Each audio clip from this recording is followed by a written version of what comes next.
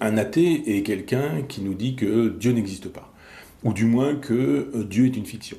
C'est pas forcément exactement la même chose. Moi, je pense que Dieu existe, mais qu'il existe comme une fiction, c'est-à-dire qu'il existe comme le Père Noël, qu'il existe comme Madame Bovary, qu'il existe comme César Birotteau, enfin comme des héros de romans, comme des héros de fiction, comme des héros de cinéma.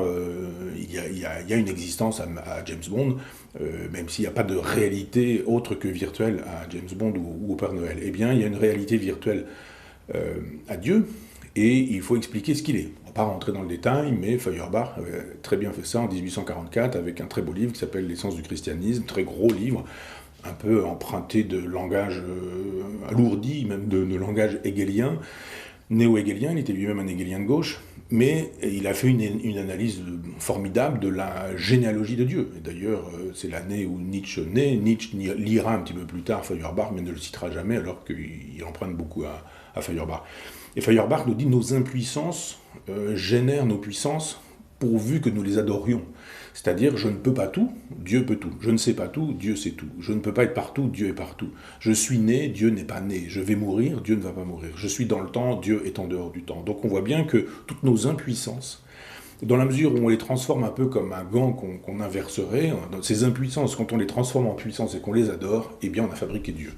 Dieu est fabriqué avec les qualités qui ne sont pas les nôtres, qu'on souhaiterait avoir et devant lesquelles on se met à genoux. Un athée, c'est donc ça pour moi. C'est donc quelqu'un qui dit Dieu est une fiction, et après, la religion, c'est l'occasion pour cette fiction de prendre une forme dans une histoire.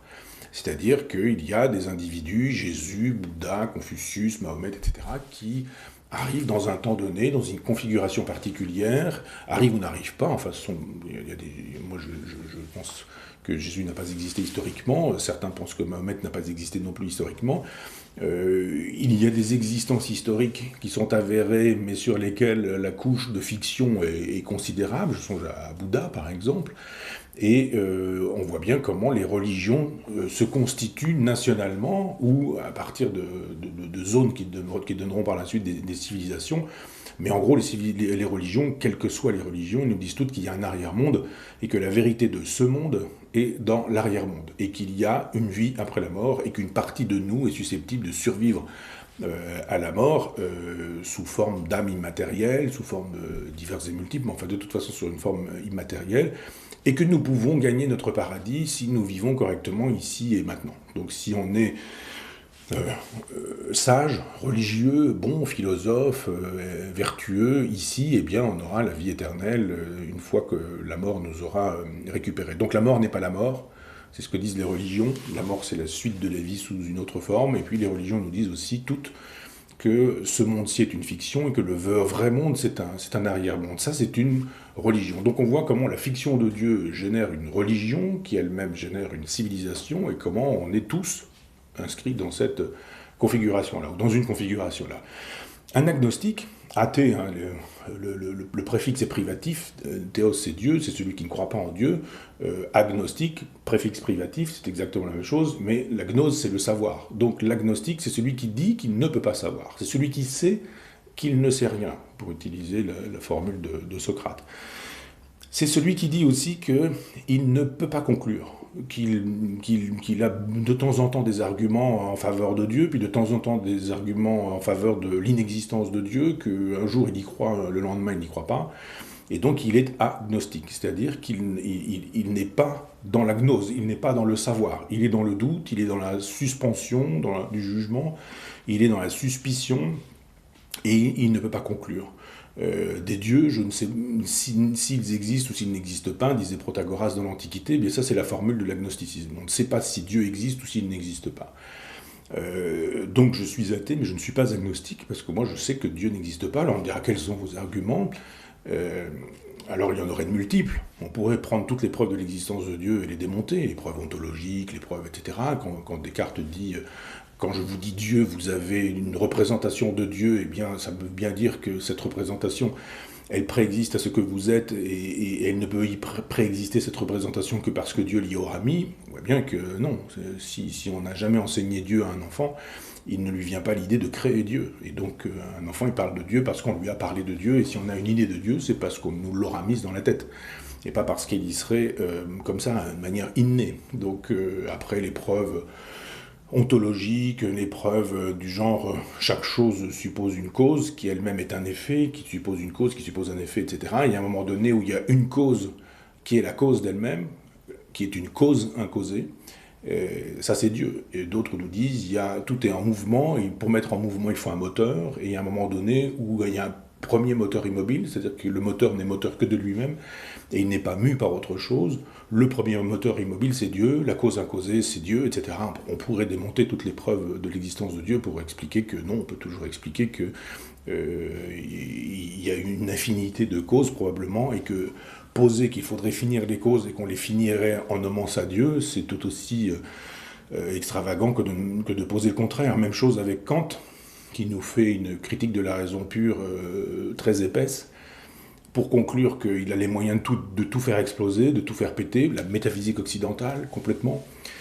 Et puis il nous dit oui, mais c'est pas possible d'appuyer sur le détonateur. Il y a ma maman qui est piétiste et qui serait pas très contente, donc on sent bien que chez Kant il y a le désir de ne pas déplaire à une mère qui n'est plus là, qui est décédée, mais qui en même temps est la religion de ses parents. Donc il est un peu effrayé par le geste qu'il pourrait commettre, et il dit, alors qu'il a tout fait pour détruire la métaphysique occidentale, la religion, etc., il postule. Et il dit, je postule 3 postulats de la raison pure, l'existence de Dieu, l'immortalité de l'âme et l'existence du libre arbitre. Postuler, c'est poser que. Donc je pose que Dieu existe. Mais oui, mais je peux aussi poser que Dieu n'existe pas. Je peux postuler de la même manière l'inexistence de Dieu, l'inexistence de l'immortalité de l'âme et l'inexistence du libre arbitre. C'est ce que fera d'ailleurs Nietzsche.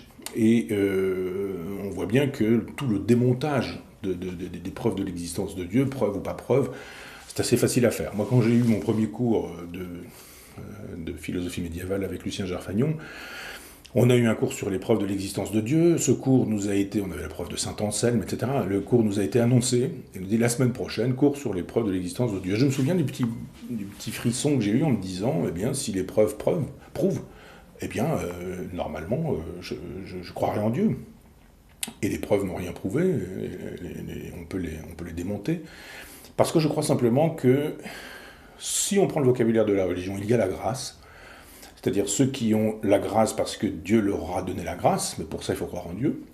Et donc Dieu dit toi tu crois, toi tu ne croiras pas, et ça c'est toute la question de la prédestination, de Saint-Augustin, du jansénisme, etc.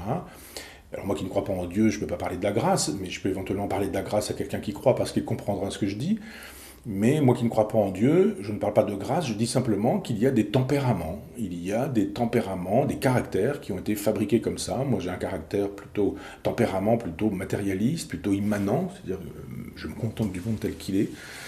Je cherche les causes, et les causes aux causes, et je suis dans une perspective généalogiste en permanence. Voilà pourquoi Nietzsche me plaît autant d'ailleurs, c'est le philosophe de la généalogie, c'est pas le philosophe de la croyance, c'est le philosophe qui nous dit d'où ça vient, comment ça marche, qu'est-ce que c'est que ce truc, pourquoi c'est ça, comment c'est devenu ça, etc. Et ça, c'est le travail philosophique pour moi.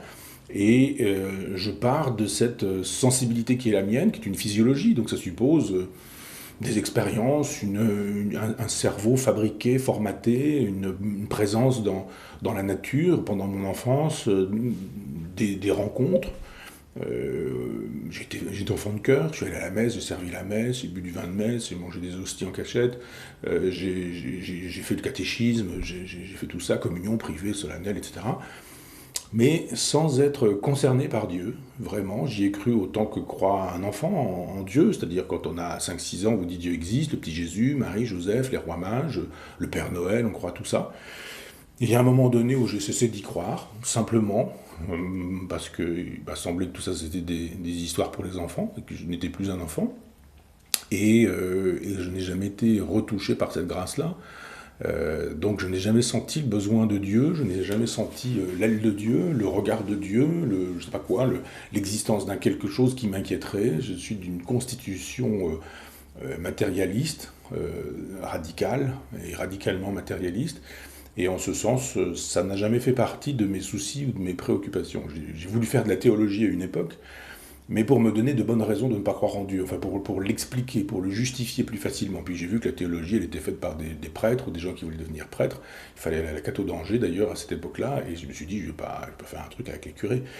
Mais je suis toujours intéressé aujourd'hui par la généalogie de notre civilisation, avec la patristique, les pères de l'Église, enfin tous ces textes qui, du 1er siècle jusqu'à la philosophie médiévale, donc les Grégoire de Nazianze, Lactance, Tertullien, enfin tous ces gens-là, Irénée de Lyon, et sont des gens qui pensent la théologie. Ça m'intéresse comme un philosophe, mais ça ne me concerne pas du tout, parce que ça ne me touche pas.